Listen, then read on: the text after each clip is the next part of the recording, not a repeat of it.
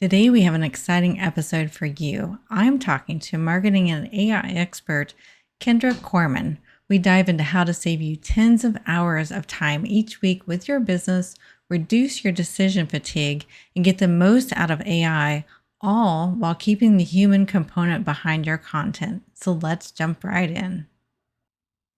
Welcome to the E-commerce Made Easy podcast. I'm your host, Carrie Saunders. When we started this business, all I had was a couch, a laptop, and a 9-month-old. My main goal? To help others.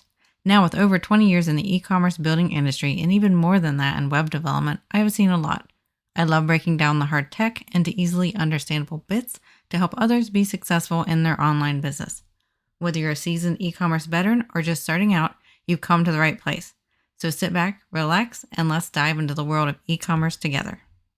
All right, welcome back to this week's episode of the E-commerce Made Easy podcast. Today, we have a very special guest with us. Her name is Kendra Corman, and she is a marketing strategist passionate about boosting productivity and visibility through AI, podcasting, and email marketing. She excels in crafting innovative campaigns that keep businesses top of mind and drive growth. Kendra is dedicated to making a meaningful difference, helping brands turn challenges into triumphs. So welcome, Kendra, to the show. We're so happy to have you. Thank you. I'm super happy to be here. Thanks for having me. And I'm so excited about this topic today because every time we do an AI topic on the podcast, like it just goes gangbusters. People love it and they get so much value out of it. So I'm super excited to be doing another AI podcast guest expert, but with a different person this time. So I think you're going to bring a nice, fresh, new perspective on how we can use it in our business. Great. I'm excited to give that perspective because I love AI. I'm like the crazy AI lady. It saves me on average 30 to 40 hours a week in my business. Just a lot. Wow, that's time. a lot. That's a lot of time. We might have to chat more after this on that. I use it a lot with the podcast and with social media now too. And so we'll dive into some of that and some of my questions I have for you today. So I'm super excited to see what we get with that because I think this is going to save a lot of our listeners time and money.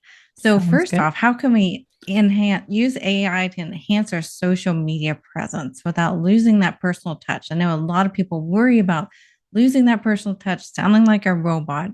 So what's some strategies on how we use it to save us time, but still have our human behind it? So, a couple things. One, first, you said it, human behind it. We are not in a position yet with AI that it works without human supervision, as I would call it, right? You want to review it. You want to take a look at it. You want to make sure that there's a human review in all of the processes. That's first off. It's not auto magic. I mean, there's a lot of pieces that can be, but it's about saving you time and making you more productive, not doing it for you, if that makes sense. The other piece that I love to talk about when we're talking about social media is make sure it's your ideas. Okay. AI is not coming up with new ideas. It is basically sort of guessing based upon its knowledge what the next word should be. So ChatGPT, Claude.ai, both of them are basically guessing what the next word should be based upon the context that you've given them. The more context that you give them, the more information that you give them, the better off they are, the better the results that they create, which is very cool, right? So you want to give it a lot of context. You want to give it as much information, samples, examples as potentially possible. The important piece on that is then it knows what it's working with, right? And then you want to give it your thoughts. Right. So you want to tell it what you think about the topic or something that you want to cover. It doesn't have to be perfectly written. It just needs to be your thoughts because AI does not have your experience, does not have your expertise, does not have your new ideas, but you can give it that information. And so when you do that, when you give it the examples of what you sound like and the information that you want it to cover, that's what makes it sound like you're not a robot. No, I love that because I found whenever I've messed with AI, when I first started using it, it was just giving me garbage because I didn't know how to talk to it. I didn't know how much information I needed to prompt it with. And once I learned some from a business friend, wow, like the huge difference in what it will spit back out at me. Sometimes I think it's reading my mind now because I've given it enough information about who I am, who I serve, how I sound, and things like that, that it just really nails it quite a bit and helps save my brain decision power when I'm trying to do creative things because I can get the creative idea, but sometimes I need help with the details. Exactly. Like when I go home, I am no longer exhausted. I used to come home exhausted and just totally and completely burnt out from my day because all I did was write. Writing takes a lot of brain power and brain burns a ton of brain calories. And now that AI is doing a lot of my first drafts, notice I said first drafts, it's doing a lot of my first drafts. And then I go in and edit it. And the better it gets, the less time I'm spending on things and the quicker the flow is going. And it just, again, it's mind boggling how much time you can save with that. It really is. And I feel like if you're listening today and you've not touched AI, I challenge you to try it. Use some of these tips from this episode. We'll link to the other AI episode too, and just give it a try. You will be amazed once you know what you're doing with it. So And then, for well, and oh, for go your ahead. audience, I'll give you I have a sample voice paragraph that I'll give you that is a game Perfect. changer. So you use it, you give it to AI and you say, create me a voice paragraph. You give it examples of like the stuff that you do. So Instagram captions or LinkedIn posts or blog articles, whatever that happens to be. And it'll write a voice paragraph that you can just copy and paste into future chats with it. So I it'll be love really that. cool. I love that. Yeah. I love that. Yeah. We'll have that in our show notes on our ecommercemadeeasypodcast.com website as usual. And in the description too. Great. Thank you so much for that. That's awesome. So then what are some practical examples of AI tools that can streamline social media content creation and management for businesses like us who are solopreneurs or have a small team, maybe even a medium team, but need to train that medium team on how to use AI effectively? So my favorite tools are used in conjunction. So first off, I love Asana. That's my task management system. I don't know what you use, but I use Asana. And I actually have what I call a business hub inside Asana. So it's a project. It doesn't have any due dates or anything like that, but it's got a whole section with AI prompts so that it can help me if I have an intern or somebody along those lines. They can copy and paste from those prompts directly into an AI system to help get some of that information. So first I keep record of the types of prompts that I do, which really streamlines the process. Second is claude.ai. It's CLAUDE.ai. And Claude is my best bud when it comes to writing. He is my favorite writer. So it's by a company called Anthropic, and he really creates amazing content. And then the third tool that I use is called Metricool. And Metricool is a great social media posting platform. It's free for one brand as long as you don't connect LinkedIn. Second, you can connect LinkedIn, you got to pay for it. But it's a great place that you can try it out. So I use Asana to save my prompts, Claude or Claude projects, because if you're using the free version of Claude, you can still use the prompts from Asana.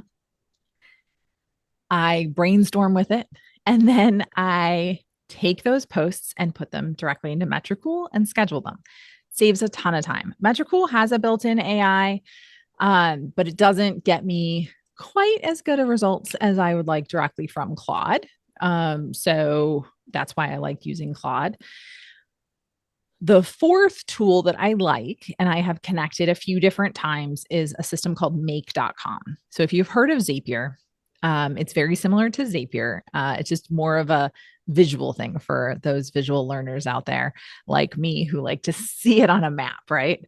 And make.com will actually let you connect Google Docs, Google Sheets, Airtable fields, things like that.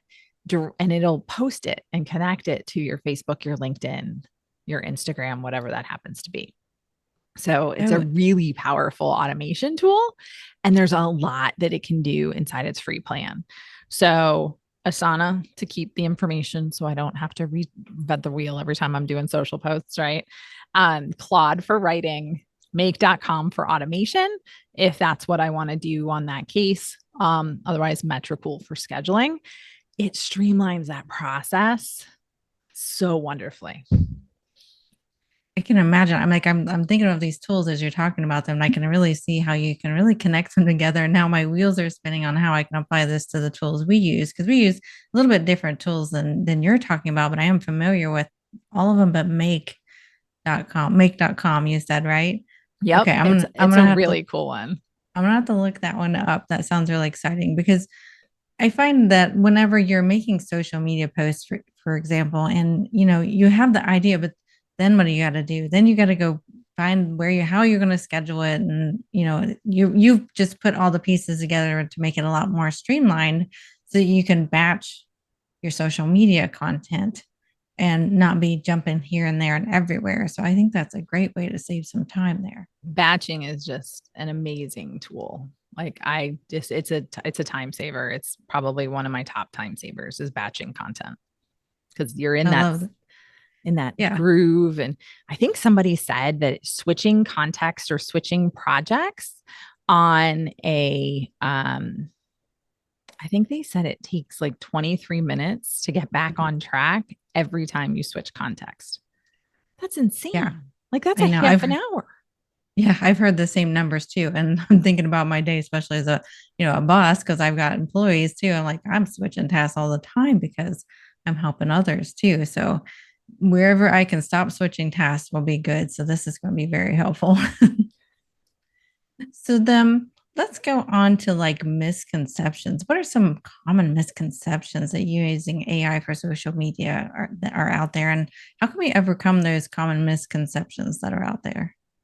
So first off, one of the biggest ones is that AI is bad.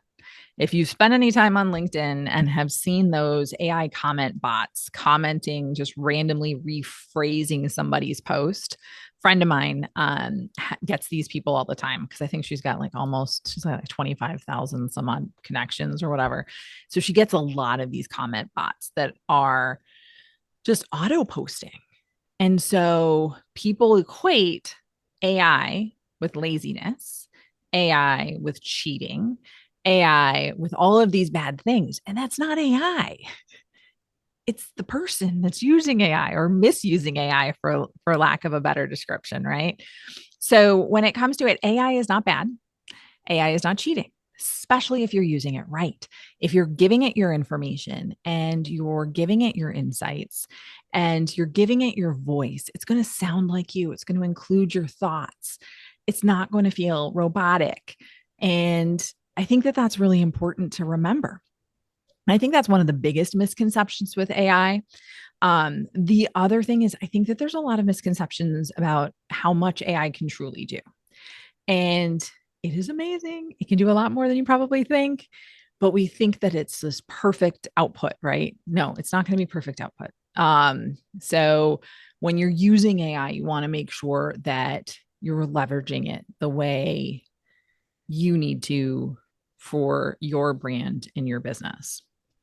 I'm an adjunct faculty at a local university here in Michigan, and I make all my students use AI.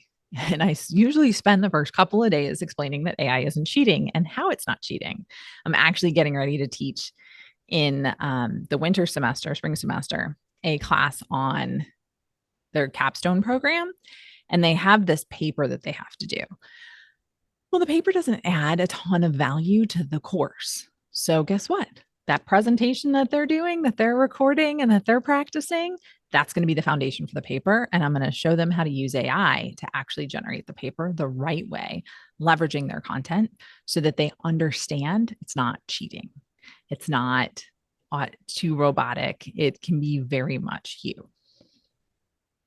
I love that. I'd say those are the biggest misconceptions with it when it comes to it. Yeah, I actually love that because I can totally relate, because my 17-year-old this past semester, was in college full time for the first time this year.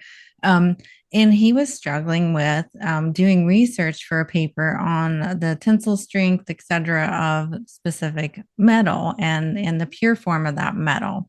And he kept complaining. He's like, I keep finding different answers from different sources. I was like, well, then why don't we ask ChatGPT? Let's tell it who it is. They're a great materials and strengths engineer, and they know all about, these things that you're looking for. And let's ask it the answer and have it give references. And that was kind of the key for him because he was having trouble finding the references. And he was like, no, that's cheating, mom. I'm like, no, you're going to look at the references. You're going to look at this information, digest it, go look at the references, and then make your own conclusion. It's just like you're searching Google, but this is a bit more refined and narrowed down to what you're asking for. Whereas Google, you're going to get all kinds of information. So I do want to share another tool for you and your son and for anybody that does research. Actually, it's called sure. perplexity.ai. So Perplexity is actually my favorite researcher. And because it gives me those sources and automatically. And so it'll actually give me like those little footnote numbers, right? 1, 2, 3. And if you click on it, it will take you to the website where it got the information. So not only does it tell you what it is, it's very powerful. So like when you Google 4 or 5 word question, right?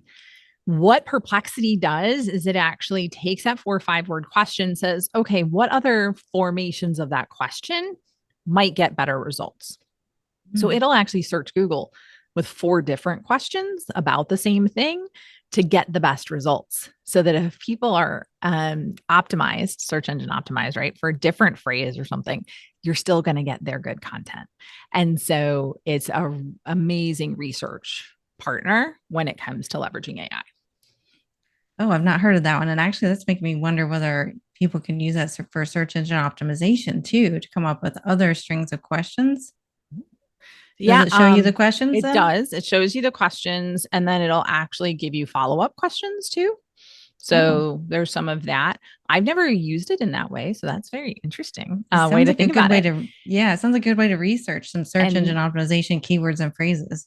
And similar to ChatGPT and Claude, it has a free plan. So it's on, a free plan. They'll limit like maybe some of the features that you can do, but I love it when I'm researching podcast guests or different topics. And if I'm brainstorming ideas about what's trending in some sort of topic to write social posts about, it's a great beginner for that research piece. I love that. I'm going to have to put that on my list to look into now. It's super fun. Yeah. And I hadn't heard it. I think I've heard of it, but nobody had ever explained it. So I never looked into it. So yeah, it's supposed to work and it's supposed to be able to do writing like Claude and ChatGPT. I don't think it writes that well. I use it more as like a search engine to summarize things. And then I click on the links to go back to the original content. That sounds perfect. I think a lot in our audience will need to use that one as well.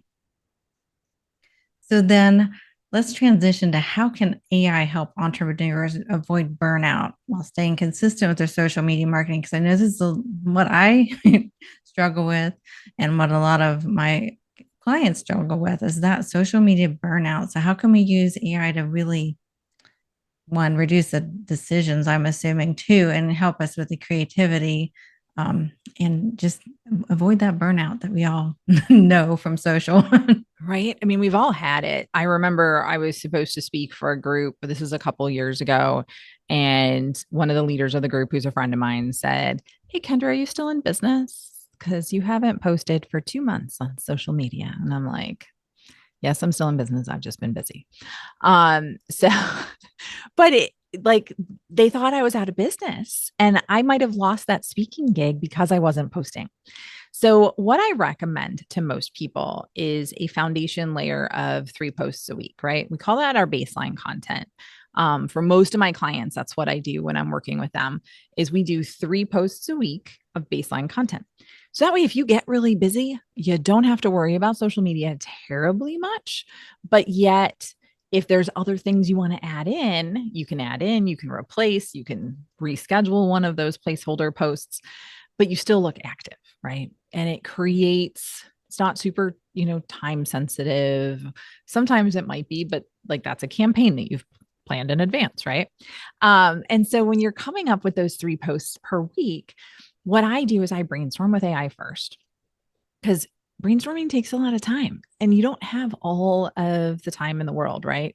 So when you're brainstorming with AI, you ask it questions. Hey, I'm looking to do a social media strategy for my business. This is who I serve. This is the type of content that I want to post about. What ideas do you have around how I should be interacting on LinkedIn? It'll give you a strategy. Some of the stuff you're not going to use, but some of it might be really good, right? And then you research the topics again using AI, Perplexity, ChatGPT, Google, whatever you'd like to use. Then you've got an idea of the content. You edit it a little bit, give it a couple of bullet points for the topic that you want to cover, and then have it drafted. Then all you have to do is edit it. The process piece is really what saves us on that burnout, right? It's a simplified process. You're spending 20 minutes instead of 4 hours. You're not overly frustrated with the process. It's still you, it's still your ideas, it's still your information, but yet it gives you that baseline. So that if you want to say, forget it, I'm not doing anything this week, you don't have to. And nobody's going to think you're closed, which is one of those key things, right? Other ways that it saves with burnout is there's a tool that you guys probably know of. It's called ManyChat that will do autoresponders to a lot of different things and interact with people on several different types of social platforms, specifically Facebook and Instagram. A lot of people use it heavily for Instagram. DM me a word and I'll send you a link to this. Or, hey, DM this and I'll send you the link. Or comment whatever word you want them to comment and you'll take care of that action. It's about encouraging interaction and it allows you to be on more platforms, right? I am not a fan of Instagram personally. I don't like it. My personal platforms are TikTok for scrolling and mindless couponing tips. And then but for my business, my main platform is LinkedIn. That's where I interact. That's where I respond to things. That's where I spend most of my time. So ManyChat really helps me on the burnout, lets me be more places, and also lets people know, hey, by the way, if you really want to interact with me, head on over to LinkedIn. Yeah, I'm not an Instagram fan either. Personally, I find it really boring, and I prefer LinkedIn or Facebook myself. But yeah, so I can totally relate, and that's why I'm so lightly present on Instagram. And if I were to become more fully present, I would definitely use something like ManyChat to help automate that, so that I don't feel like I need to be over there in that land too. Right. As much. And it's, again, the burnout is we think we have to be everywhere to reach our target. We don't. First off, let me give you a permission. If you want me to sign a permission slip for you, I would be happy to do that. You do not have to be everywhere. Pick one platform and then grow as you master that. But AI allows us to be on more platforms if that's what we've chosen, or if we made mistakes when we were starting out. Like, I'm raising my hand here because when I was starting out, I'm in marketing. I have to be on all the things, right? I don't. I've realized that and I've managed it down a little bit. So I have a presence on them, but I don't actively manage it a ton. So if people want to chat with me or want to talk with me, that's a little bit with the way we go about it. So yeah. No, and I love how we can use it to help us like not make so many decisions, because like I find with my staff too, is I will encourage them, if they have a customer question or customer problem, come to me with your solution. It's just basically what AI is doing for us. And then I'm going to review and revise it, and then we'll send it out. And then that just like saves so much brain processing time to be not as, don't have to be quite as creative, right? And you don't have to make as many decisions, just kind of like the final decision and the final revisions of something. So it's kind of analogous to that, and in dealing with your own customers and customer service too. yeah. So the smaller your team, it's lonely. They say it's lonely at the top. It's lonely at the top. It's lonely as an entrepreneur. There's, only so many things that you can do. And I've got a couple of different friends that I'm in accountability groups with and things, but they're not in my business on a daily basis. They're not there helping me on a daily basis. And AI is. And I've built ChatGPT, custom GPTs. I've built projects in Claude, which is what the custom GPT version is in Claude. And I've done those things to create partners in crime for less, for lack of a better term, right? People that I can brainstorm with and enjoy that different perspective. I don't always take it, but it gets me thinking about something else and gets me growing and moving the right direction. I remember I asked one of my Claude projects, I said, hey, we got this negative review. Here's what I was thinking. Gave it like 3 things about what to include in the review response. And it said, and so it gave me a review response. And then I was like, well, what if I cross-sold this product? And they're like, it's like, no. It flat out said, it says, no, I do not recommend that. That's totally off topic. It seems self-serving, not authentically you, and something else. And I'm like, oh my gosh, that was right 100%, because it wasn't authentically me. I was struggling with it, but I'm like, should I, shouldn't I? And that was perfect, right? It actually stopped me from doing something that I wasn't sure I should do. So that's really funny. It can be an amazing partner. And I love it when it tells me, yeah, that's not a good idea. That's really funny. I haven't had either one of those tell me that yet. Now my goal is to get it to you, because I don't know, it's just so funny and almost humanizing. It's almost like you're talking to your business bestie at that point. Yes. To get some good advice, because I do that with, one of my staff members. She's been with me for a very long time.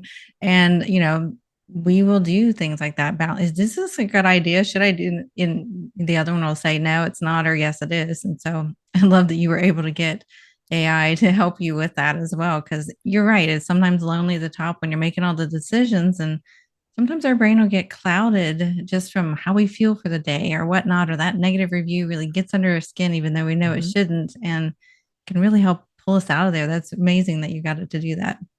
Yeah, it's that is still like my gold standard. I was like, okay, I asked it a really bad question. I'm like, clearly that wasn't the way to go.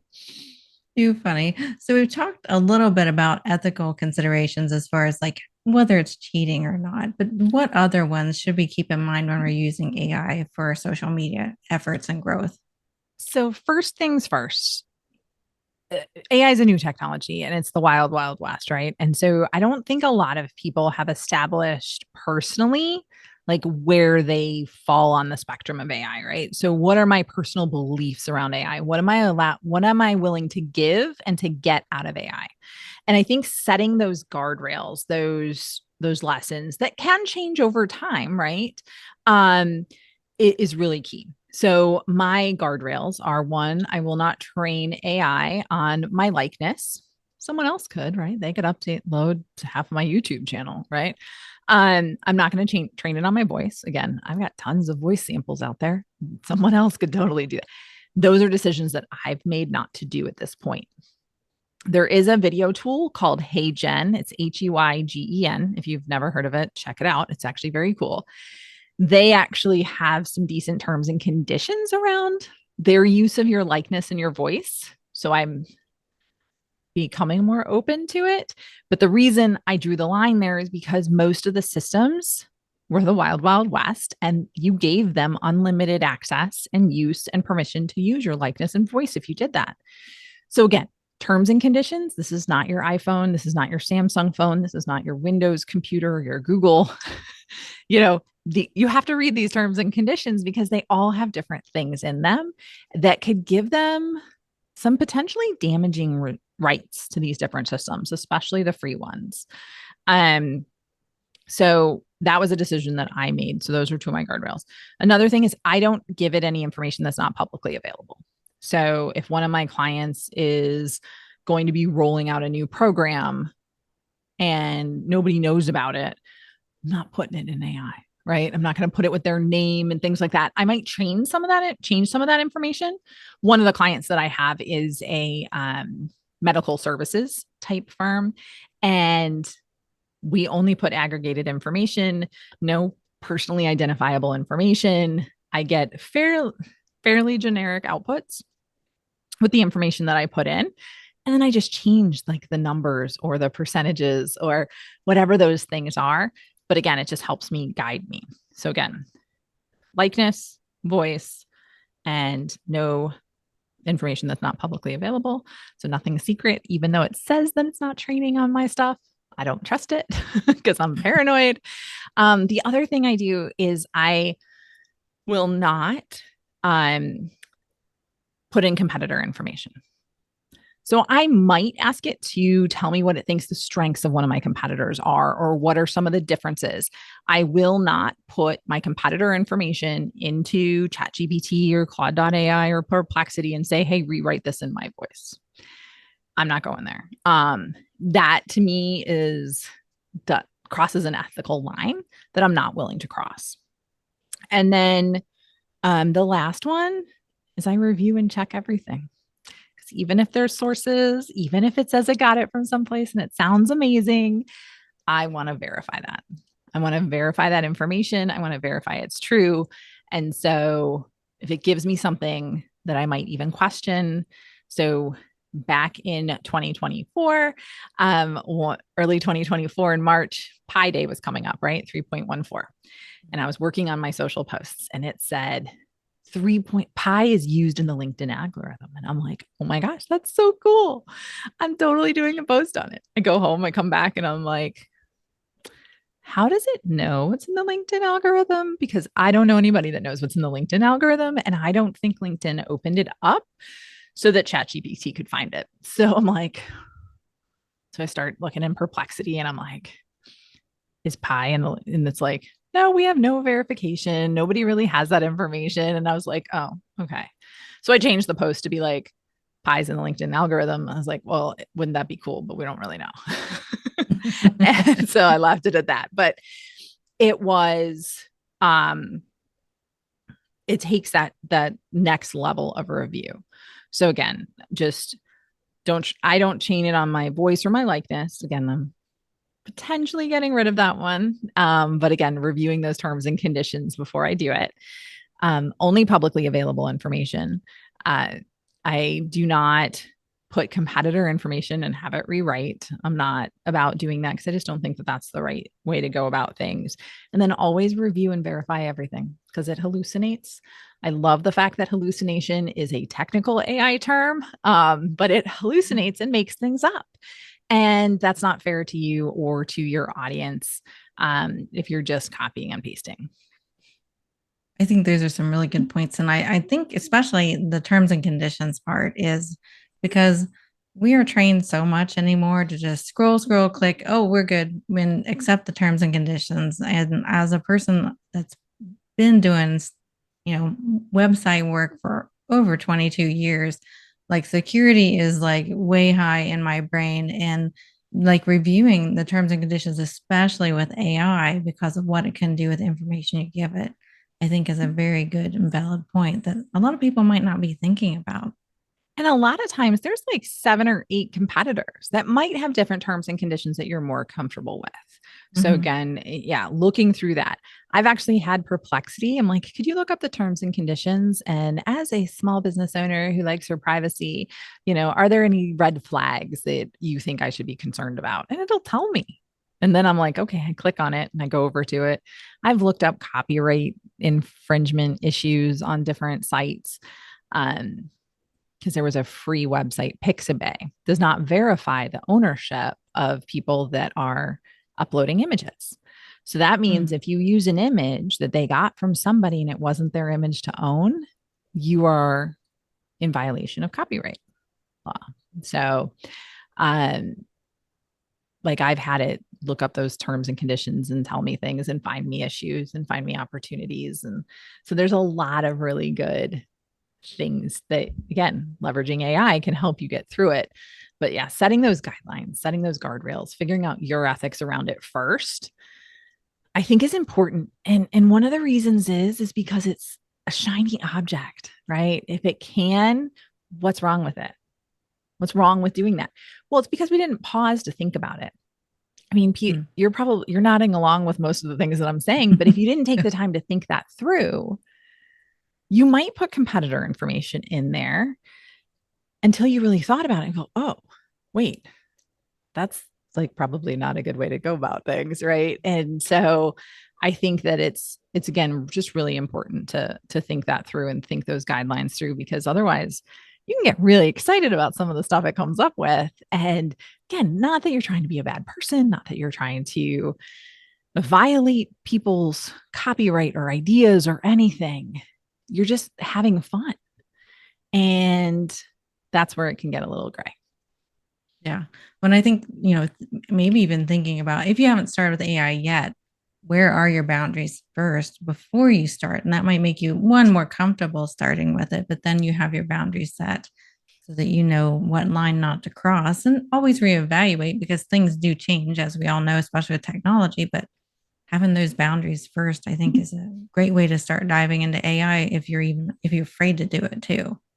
Well, and actually, it's funny that you say that, because I actually did a training early in 2024, and the head of the organization was like, I'm going to go try AI. She goes, I didn't want to try AI because I was not sure where to start, not sure where the lines were, not sure what it should be doing with it. She goes, now that you gave me those guidelines, she's like, I am in and I'm going to be trying it. And she loves it. She came back and told me that she uses it all the time and is loving it.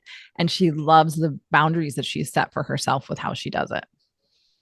That's great. I love that. And I think a lot of listeners are going to be able to probably grasp AI a bit better now, especially, starting with the boundaries and then, going through the episode that we discussed here. And how can you use it? How can you make it much better for your life to be simpler, faster, more efficient, and do the things that maybe we're not as good at doing? It can answer some of those things we're not as well versed at doing. For me, myself, sometimes I can be really creative and really come up with great ideas and great writing, and sometimes my brain is stuck. And I find that AI can really help break that creativity wall, and I can get through it, and then I can, do my creative thing, especially when I'm discussing it with AI too. So it really does help me a lot in my everyday world here. That's awesome. All right. Well, is there anything you want to leave with us? How can people find you if they want to find more information about you? You said you're mostly on LinkedIn. So what would be other great ways to find you too? Yeah. So if you want to find me on LinkedIn, you can find me. It's at Kendra Corman, Kendra with a K and the Corman with a C. My website is kendracorman.com. And if you want a free copy of my book on AI, which is Mastering AI in Communications, that has some sample prompts that I wrote early in 2024, you can find that at kendracorman.com/AI book. Which will get you most of what you need to get started and get playing around safely and responsibly. Sounds like a great tool to have. So I really appreciate you being on our show today, Kendra. It's been great to talk to you and talk about AI some more. I love the topic because I love becoming more efficient myself. It's just who I am. Well, I mean, I was scrolling through TikTok, my nightly plan, and someone had a TikTok out that said, when I started my business, I thought money was the most restricted resource. Like, no, it's time. And so Mm, anything that can save me time is number one on my list. And that's why I love AI. So good luck yeah, and good time saving. that is a perfect quote. Love that. Now, wasn't that such a jam-packed information episode with Kendra Corman? I absolutely loved our conversation, and I'm going to be going back to it, listening to it again, and getting some tips about how to use AI more effectively and save me time and decision fatigue in my business. Because I know as a 22-year long plus business owner, decision fatigue is totally real, especially at this point. So if you love this episode, be sure to rate it and review it on your favorite podcast app. And you can always find our show notes at ecommercemadeeasypodcast.com. Again, that is ecommercemadeeasypodcast.com. And we will see you next week.